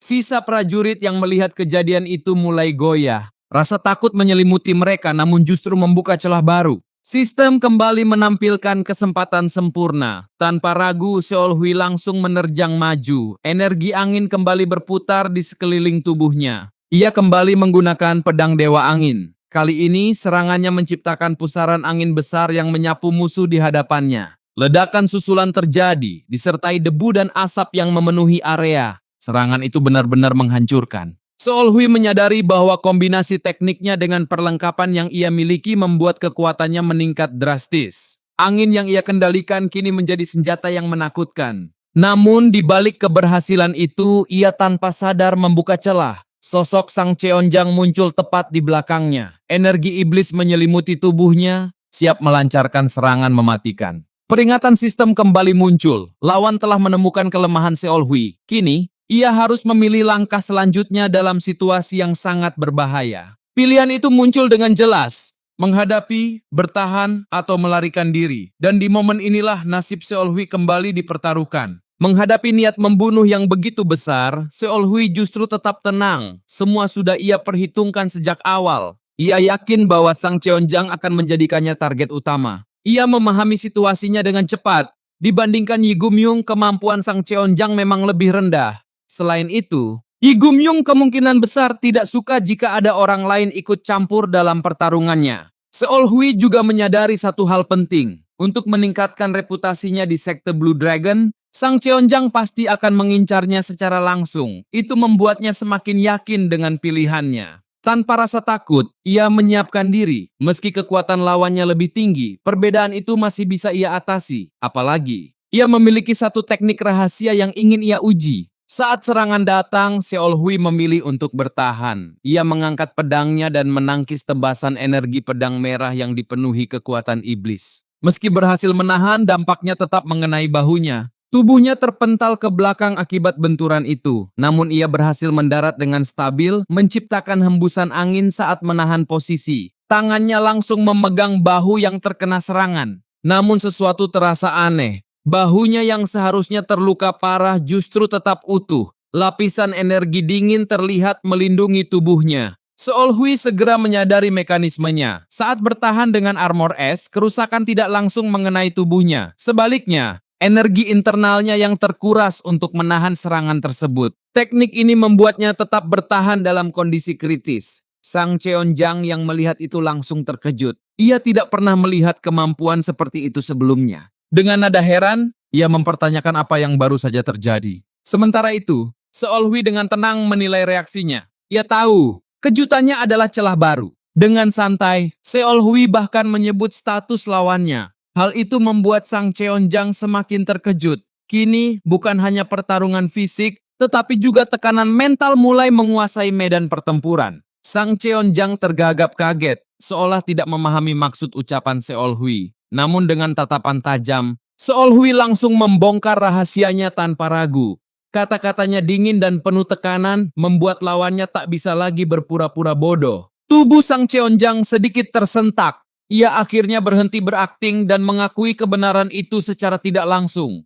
Dengan nada kejam, ia menyebut bahwa Seol Hui adalah ancaman yang tidak boleh dibiarkan hidup. Mendengar itu, Seol Hui hanya mendecakkan lidah. Di balik topengnya tersirat senyum menghina. Ia terus memprovokasi, menegaskan bahwa dirinya tidak akan tertipu oleh rencana murahan seperti itu. Sang Cheonjang tampak bingung dengan arah pembicaraan tersebut. Namun Seol Hui terus menekan, mengungkap bahwa ia sengaja mengikuti alur ini untuk menemukan dalang di balik semuanya. Ia bahkan menyebut hubungan tersembunyi yang selama ini tertutup rapat. Tatapannya semakin tajam saat ia menyimpulkan bahwa ini adalah rencana besar antara paviliun kekaisaran tertinggi dan aliansi tertentu. Ucapannya begitu tepat hingga membuat Sang Cheonjang bereaksi lebih keras dari sebelumnya. Meski sempat mencoba berpura-pura tidak tahu, reaksinya sudah cukup menjadi jawaban. Dalam sekejap, Seol Hui langsung bergerak mendekat. Gerakannya mengikuti panduan sistem dengan presisi tinggi. Energi angin menyelimuti tubuhnya. Dalam posisi rendah, ia melesat dengan kecepatan luar biasa. Tanpa memberi kesempatan, ia langsung menggunakan pedang Dewa Angin. Serangan itu menciptakan tornado dahsyat yang menghantam Sang Cheonjang. Ledakan besar terjadi saat energi angin menerjang tubuh lawannya. Seol Hui yakin serangan itu mengenai secara langsung. Namun kenyataannya berbeda. Sang Cheonjang berhasil menggeser tubuhnya di detik terakhir. Ia tetap terkena dampak serangan, namun tidak sepenuhnya. Tubuhnya terpental, pakaiannya robek, dan wajahnya dipenuhi luka. Ia terengah-engah namun masih mampu berdiri. Kekuatan serangan itu jelas memberikan kerusakan besar, tetapi belum cukup untuk mengakhirinya. Seol Hui mengeratkan genggaman pedangnya. Ia menyadari bahwa serangan tadi belum cukup untuk menjatuhkan lawan sekuat itu. Rencananya untuk mengakhiri pertarungan dengan satu pukulan gagal. Sang Cheonjang menatapnya dengan serius. Ia mengakui bahwa dirinya telah meremehkan Seol Hui. Pengakuan itu menunjukkan bahwa pertarungan ini jauh lebih berbahaya dari yang ia perkirakan. Mendengar itu, ekspresi Seol Hui langsung berubah. Pupil matanya menyempit tajam. Ia menyadari, situasi ini belum mencapai titik akhirnya, dan bahaya yang lebih besar masih menantinya. Sang Cheonjang mengarahkan ujung pedangnya yang dipenuhi energi emas berkilau ke arah Seol Hui. Niat membunuhnya begitu kuat, seolah ia akhirnya serius menghadapi lawan yang dianggapnya berbahaya. Dengan suara dingin ia menyatakan akan menunjukkan kekuatan sesungguhnya. Seol Hui langsung menyadari teknik yang digunakan. Itu adalah seni iblis tangan darah, salah satu teknik tertinggi dari sekte iblis dengan atribut api. Ia terkejut, namun tetap waspada saat aura merah penuh amarah mulai menyelimuti lawannya. Tanpa aba-aba, Sang Cheonjang menghilang dari tempatnya berdiri. Yang tersisa hanyalah bayangan angin, membuat Seol Hui sempat terpaku. Dalam sekejap, pedang itu sudah berada tepat di depan wajahnya, nyaris merenggut nyawanya. Dengan refleks cepat, Seol Hui menangkis serangan tersebut. Benturan kedua pedang menciptakan ledakan energi besar di udara. Dampaknya begitu kuat hingga memaksa tubuhnya terdorong ke belakang. Namun serangan tidak berhenti di situ. Sang Cheonjang langsung mengejar dengan gerakan lincah. Dalam sekejap, wajahnya sudah berada tepat di depan Seol Hui, melancarkan serangan bertubi-tubi tanpa memberi celah. Seol Hui berusaha bertahan dengan pedangnya. Ia menangkis setiap serangan sambil mencari celah untuk membalas. Tapi tekanan tanpa henti itu membuatnya terpaksa mengumpat dalam hati. Ia segera menyadari masalah utamanya. Armor es miliknya bertolak belakang dengan atribut api milik lawan. Hal itu membuat pertahanannya tidak bisa sepenuhnya menahan serangan. Meski kedua teknik saling berlawanan, kekuatan seni iblis darah jauh lebih unggul. Dalam bentrokan itu, energi internal Sang Cheonjang memang terkuras, namun tidak sebanding dengan tekanan yang diterima Seol Hui. Pertarungan mereka terus berlangsung sengit.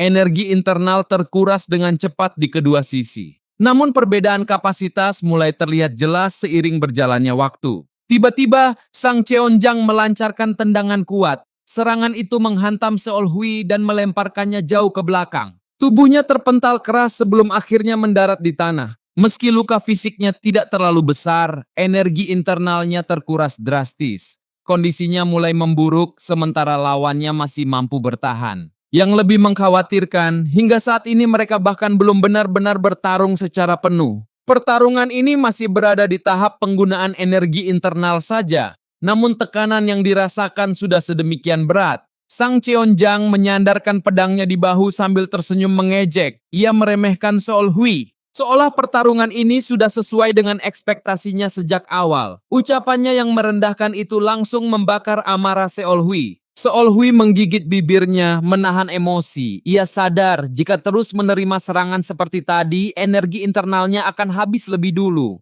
Dalam benaknya, muncul dilema besar apakah ia harus menggunakan AI sekarang atau menyimpannya untuk menghadapi Yi Gumyung. Di sisi lain, Sang Cheonjang terus memprovokasi. Tatapannya penuh jijik, senyumnya sinis, dan kata-katanya semakin merendahkan kemampuan Seol Hui. Ia bahkan menyebutnya sebagai sampah yang tidak pernah benar-benar mempelajari seni bela diri sejati. Namun Seol Hui memilih diam. Ia menimbang situasi dengan serius. Jika ia tidak mengalahkan pria ini sekarang, ia tidak akan bisa membantu bawahannya yang sedang bertarung di tempat lain. Ejekan demi ejekan terus dilontarkan tanpa henti. Sang Cheonjang mengarahkan pedangnya dengan angkuh, seolah lawannya tidak lebih dari sekadar gangguan kecil. Tekanan mental itu semakin memanas di medan pertempuran. Akhirnya Seol Hui membalas. Dengan nada dingin, ia mulai memprovokasi balik. Kata-katanya singkat, namun cukup untuk membuat Sang Cheonjang terpancing emosi. Sang Cheonjang terlihat kesal, meski masih berusaha mempertahankan sikap arogan. Ia tidak mengerti mengapa Seol Hui tiba-tiba tertawa dalam situasi seperti ini. Tawa itu terdengar aneh bahkan menyeramkan. Seol Hui menutupi wajahnya sambil tertawa kecil. Tubuhnya sedikit gemetar, bukan karena takut, melainkan karena sesuatu yang lain. Perlahan, ia menengadahkan kepala dan menatap lawannya dengan dingin. Dengan suara tegas, ia memerintahkan, "Tutup mulutmu." Sang Cheonjang terkejut, mengira ia salah dengar. Kemarahan dan kebingungan bercampur di wajahnya. Namun sebelum ia sempat bereaksi lebih jauh, sesuatu berubah pada diri Seol Hui. Pupil matanya menjadi gelap dan kosong. Aura di sekitarnya berubah drastis, dipenuhi niat membunuh yang jauh lebih tajam dari sebelumnya. Itu adalah tanda bahwa AI telah mengambil alih. Dengan suara rendah dan penuh tekanan, ia mengulang ucapannya. Kali ini jauh lebih dingin dan mematikan. Aku bilang, tutup mulutmu. Dasar bajingan yang akan segera mati. Mode tempur AI aktif. Seol Hui seolah terlepas dari tubuhnya, hanya bisa menyaksikan semuanya dari kejauhan. Ia merasakan amarah Sang Cheonjang yang terus memuncak akibat provokasi kasar tadi. Sang Cheonjang kembali bertanya dengan tidak percaya. Namun sebelum pertarungan berlanjut, AI justru berbicara kepada Seol Hui. Hal itu membuatnya sangat terkejut, bahkan hampir kehilangan fokus. Dengan nada dingin, AI mulai memberi nasihat.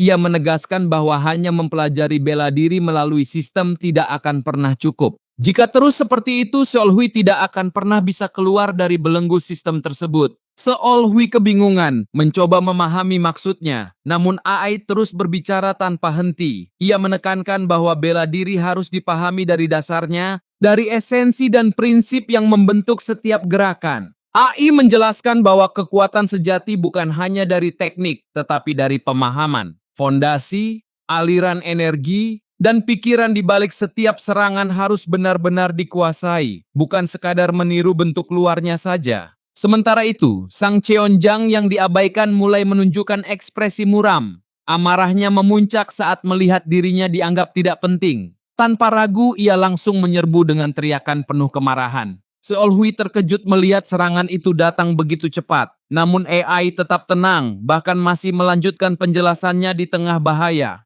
Seolah serangan itu bukan ancaman sama sekali. Pedang Sang Cheonjang yang dipenuhi energi dahsyat sudah berada tepat di depan kepala Seol Hui. Namun AI tetap berbicara dengan santai, menjelaskan inti kekuatan dan kelemahan dalam bela diri. Lalu dalam satu gerakan sederhana, semuanya berakhir. Tanpa menggunakan teknik khusus, AI mengayunkan pedang dengan bersih. Serangan itu langsung membelah tubuh Sang Cheonjang menjadi dua. Darah segar menyembur ke segala arah. Tubuh lawan jatuh terbelah, sementara Seol Hui masih berdiri dengan pedang di tangannya. Musuh yang sebelumnya begitu sulit, kini mati dalam satu serangan sederhana. AI menunjukkan hasilnya tanpa emosi. Ia menegaskan bahwa hal seperti itu bisa dilakukan jika memahami dasar bela diri dengan benar. Kekuatan sejati bukan berasal dari sistem, melainkan dari pemahaman itu sendiri. Ia kemudian menoleh dan memberi peringatan terakhir. Seol Hui harus mengingat semua yang dikatakan dan tidak membiarkan sistem mengendalikan dirinya. Kata-kata itu terasa berat dan menusuk. Seol Hui hanya bisa terpaku. Wajahnya dipenuhi emosi yang bercampur aduk antara takut, kagum, dan kebingungan. Jantungnya berdegup kencang, mencoba mencerna semua yang baru saja terjadi. Tak lama kemudian, notifikasi sistem muncul. Kekuatan tempurnya meningkat dan ia mendapatkan hadiah berupa seni iblis darah. Namun dibandingkan hadiah itu, pelajaran dari AI terasa jauh lebih besar. Begitu pertempuran berakhir, Seol Hui kembali ke tubuhnya. Wajahnya dipenuhi kebingungan dan dilema. Ia bergumam pelan, mencoba memahami kata-kata Aai yang terasa terlalu dalam baginya. Tatapannya tertuju pada tubuh sang Cheonjang yang terbelah di tanah. Ia merenung, jika memahami hakikat bela diri benar-benar bisa menghasilkan kekuatan seperti itu, maka jalan yang selama ini ia tempuh mungkin memang salah. Pikiran itu membuatnya semakin gelisah. Di sekelilingnya, para pendekar sekte Blue Dragon hanya bisa menatap dengan ketakutan. Tidak satu pun dari mereka berani bergerak. Dalam pandangan mereka, Seol Hui kini bukan lagi manusia biasa, melainkan sosok mengerikan seperti Algojo. Seol Hui memperhatikan darah yang mengalir di tanah. Ia menyadari bahwa kali ini tidak ada pilihan selain membunuh. Ia sempat bertanya-tanya apakah ini karena pengaruh misi atau peristiwa yang sedang berlangsung. Namun ia segera menyingkirkan keraguan itu. Baginya, ini adalah kesempatan untuk menjadi lebih kuat. Tidak ada alasan untuk ragu. Tiba-tiba, ia tersadar akan sesuatu yang lebih penting. Wajahnya langsung berubah panik. Ia menyadari bahwa ia telah membuang waktu terlalu lama. Tanpa berpikir panjang, ia segera berbalik. Dengan langkah tergesa, ia bergegas menuju lokasi pertempuran bawahannya. Suara langkahnya terdengar cepat dan penuh kecemasan. Di dalam hati, ia terus berdoa. Ia berharap bawahannya masih bisa bertahan sedikit lebih lama. Ia tahu betul, menghadapi lawan sekuat Yi Gumyung bukanlah sesuatu yang bisa mereka tangani dengan mudah. Namun saat ia tiba, pemandangan di depannya langsung membuatnya membeku. Yongjin dan Joksong tergeletak di tanah, tubuh mereka bersimbah darah. Keduanya tidak bergerak sama sekali, tidak jelas apakah mereka masih hidup atau sudah mati. Pemandangan itu membuat pupil mata Seol Hui melebar karena ngeri. Tubuhnya terasa mati rasa, jantungnya berdegup kencang, seolah hendak meledak. Ia bahkan bisa merasakan seluruh tubuhnya bergetar hebat. Dengan suara lirih dan penuh harapan, ia memanggil nama mereka. Namun suasana tetap sunyi, hanya menyisakan ketegangan yang menyesakan. Seol Hui memanggil nama Joksong dan Yongjin dengan suara bergetar. Namun tepat saat itu, tubuh Yorim meluncur jatuh di dekatnya bersimbah darah. Tatapan Seol Hui langsung terpaku pada lengan Yorim yang telah terputus, membuat jantungnya seolah berhenti berdetak. Matanya bergetar, hampir tak mampu menahan air mata. Rasa bersalah dan kecemasan langsung menghantamnya tanpa ampun. Darahnya terasa mendidih saat ia menggigit bibir, memanggil nama bawahannya dengan suara penuh penyesalan. Di hadapannya, Yi Gumyung berdiri tanpa luka sedikit pun. Dengan sikap santai dan tenang, ia hanya melirik Seol Hui dan menyambutnya dengan nada dingin, seolah semua ini hanyalah hal sepele baginya. Seol Hui segera menyadari kondisi timnya. Joksong dan Yongjin tergeletak tak bergerak, nasib mereka tidak diketahui. Sementara itu, Ilm Muki tertusuk di leher, darahnya terus mengalir hingga tubuhnya tak lagi mampu berdiri. Soryong berdiri dengan luka parah di kepala, darah mengalir deras hingga menutupi sebagian penglihatannya. Dan Yorim, dengan satu lengan yang hilang, terus kehilangan darah sambil menahan rasa sakit yang tak tertahankan. Yi Gumyung menatap semua itu dengan hinaan. Ia mengaku bahkan belum menggunakan seluruh kekuatannya. Bagi dirinya, ini hanyalah permainan sebelum benar-benar menghabisi mereka. Ucapan kejam itu semakin membakar amarah Seol Hui. Rahangnya menegang dan aura membunuh mulai memancar dari tubuhnya. Namun sebelum ia bergerak, suara lemah Yorim terdengar. Dengan napas tersengal, Yorim meminta maaf karena merasa tidak cukup kuat. Namun Seol Hui langsung memotongnya. Ia menundukkan kepala, menolak menyalahkan siapapun selain dirinya sendiri. Pikirannya dipenuhi penyesalan. Ia mulai mempertanyakan keputusannya sendiri. Apakah sejak awal ia sudah tahu kemungkinan ini, tetapi tetap mengabaikannya demi tujuan pribadinya? Ia teringat misi yang diberikan sistem. Semua itu menjanjikan kekuatan dan keuntungan. Namun kini, harga yang harus dibayar adalah nyawa orang-orang yang mempercayainya. Tangannya mengepal kuat, rasa bersalah menghantam tanpa henti, menggerogoti hati dan pikirannya. Wajahnya menjadi kosong, dadanya terasa sesak. Dengan suara tercekat dan penuh penyesalan, Seol Hui akhirnya mengakui semuanya. Ini semua karena aku. Seol Hui menundukkan kepala dengan penuh penyesalan. Suaranya bergetar saat ia mengakui kesalahannya kepada bawahannya. Namun di dalam pikirannya, ia merasa seolah terpisah dari dunia, tenggelam dalam kehampaan yang ia ciptakan sendiri. Selama ini, ia selalu menghitung setiap pilihan dengan dingin. nyawa, arah hidup, bahkan kematian, semuanya ia nilai layaknya angka. Tanpa sadar, hal itu perlahan mengikis kemanusiaannya. Sebuah pemikiran muncul di benaknya. Jika hidup saja selalu diperhitungkan, lalu apa arti kematian orang-orang yang mempercayainya? Kata pengorbanan terngiang di kepalanya, membuatnya bergidik melihat dirinya sendiri. Namun di tengah keterpurukan itu, tekadnya tidak padam. Dengan suara mantap, ia bersumpah bahwa di kehidupan selanjutnya, ia tidak akan pernah membiarkan hal ini terulang. Itu adalah janji seorang regresor, sumpah yang tidak bisa dipahami orang lain. Yi Gumyong hanya menertawakannya. Dengan pedang di bahu, ia mengejek pidato itu seolah tidak berarti apa-apa. Tanpa menunggu jawaban, ia langsung melepaskan aura kuat yang menandakan dimulainya pertarungan. Seol Hui berdiri tenang di hadapannya. Ia sadar sepenuhnya bahwa kekuatan Yi Gumyong jauh di atas dirinya. Terlebih lagi, pertarungan sebelumnya telah menguras stamina dan energi internalnya. Dalam sekejap, Yi Gumyong menghilang dari tempatnya. Serangannya datang begitu cepat hingga menciptakan benturan dahsyat saat pedang mereka bertemu. Energi yang dilepaskan membentuk gelombang kuat di sekitar mereka. Kondisi Seol Hui semakin buruk. Simulasi dan bantuan AI telah habis, meninggalkannya hanya dengan kekuatannya sendiri. Di sisi lain, Yi Gumyong justru terlihat semakin bersemangat. Namun Seol Hui tidak mundur. Dengan tekad kuat, ia memutuskan untuk mengalahkan lawannya dengan tangannya sendiri. Tatapannya tajam, penuh keyakinan meski berada di ambang batas. Serangan demi serangan terus datang. Ia kesulitan menangkis, bahkan harus menahan rasa sakit setiap kali benturan terjadi. Namun ia tetap bertahan, mencari celah di tengah tekanan. Akhirnya ia melawan. Dengan teriakan keras, ia maju dan menggunakan teknik terkuatnya, pedang Dewa Angin. Energi angin yang kuat menyelimuti pedangnya, menciptakan tekanan besar di sekitarnya. Namun Yi Gumyong tidak tinggal diam. Ia merendahkan tubuhnya dan menghindari serangan itu dengan cekatan. Sambil mencibir, ia langsung membalas dengan tebasan kuat dari bawah. Serangan itu menghantam Seol Hui dan melemparkannya jauh. Namun di saat kritis, ia berhasil melindungi tubuhnya dengan armor es. Aura dingin menyelimuti tubuhnya, menahan sebagian besar dampak serangan. Melihat itu, Yi Gumyong hanya tersenyum. Ia mengejek teknik tersebut sebagai trik kecil yang unik. Sementara itu, Seol Hui terbatuk, tubuhnya semakin melemah. Menghadapi lawan dengan kekuatan 2 kali lipat darinya, situasinya benar-benar berada di ujung tanduk.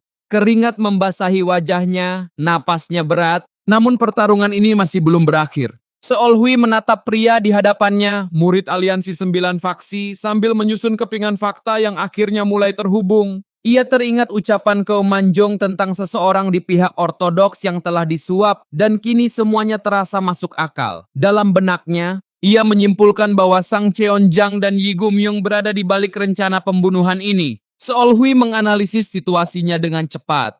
Armor es memang mampu melindunginya dari luka fatal, tetapi sebagai gantinya, energi internalnya terkuras habis. Ia sadar, satu serangan lagi saja sudah cukup untuk mengakhiri hidupnya. Di sisi lain, Yi Gumyong justru terlihat semakin bersemangat. Ia menggenggam pedangnya dengan kedua tangan dan tertawa seperti predator yang menemukan mangsa menarik. Tanpa memberi waktu, ia langsung menyerbu dan melancarkan serangan bertubi-tubi. Ledakan ki pedang terus menggema di udara. Serangan tanpa henti itu memaksa Seol Hui hanya bisa bertahan, bahkan tidak diberi kesempatan untuk menyelesaikan satu teknik pun. Setiap gerakannya selalu dipotong sebelum sempat terbentuk. Yi Gumyong terus mengejeknya, meremehkan kemampuannya dan menyebut semua yang ia lakukan hanyalah trik murahan. Namun meski terus ditekan, Seol Hui tetap menahan amarahnya dan berusaha mencari celah. Sayangnya, perbedaan kekuatan terlalu besar. Tubuhnya terpental berkali-kali hingga akhirnya kehilangan keseimbangan dan jatuh berlutut di tanah. Nafasnya memburu dan seluruh tubuhnya terasa lumpuh.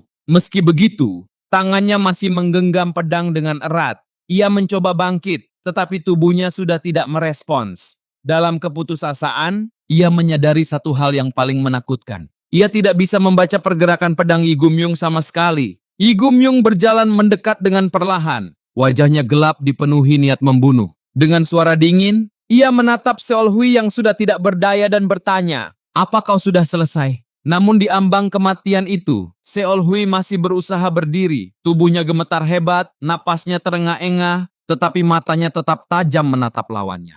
Dengan sisa kekuatan yang ada, ia kembali mengangkat pedangnya. Pertarungan ini belum berakhir. Akhirnya, kekuatan Seol Hui benar-benar habis. Tangannya yang menggenggam pedang perlahan melemah hingga senjata itu terlepas dan jatuh ke tanah. Ia berlutut tanpa daya, kepalanya tertunduk diliputi keputusasaan yang begitu dalam. Melihat keadaan itu, anak buah Yi Gumyung hanya mendengus bosan. Tanpa ragu, ia mengangkat pedangnya dan bersiap mengakhiri semuanya. Baginya, pertarungan ini sudah tidak lagi menarik. Namun tepat saat tebasan itu hendak jatuh, sebuah belati melesat cepat dan menghantam tangannya, memaksa serangan itu terhenti. Yi Gumyung langsung menoleh ke samping dengan tatapan dingin penuh amarah. Belati itu berkilau di bawah cahaya, dan saat Seol Hui melihatnya, matanya melebar. Di balik keputusasaan yang masih tersisa, muncul percikan emosi baru di dalam dirinya. Soryong berdiri di sana. Meski tubuhnya dipenuhi luka dan darah terus mengalir dari dahinya, matanya tetap menyala dengan tekad yang kuat.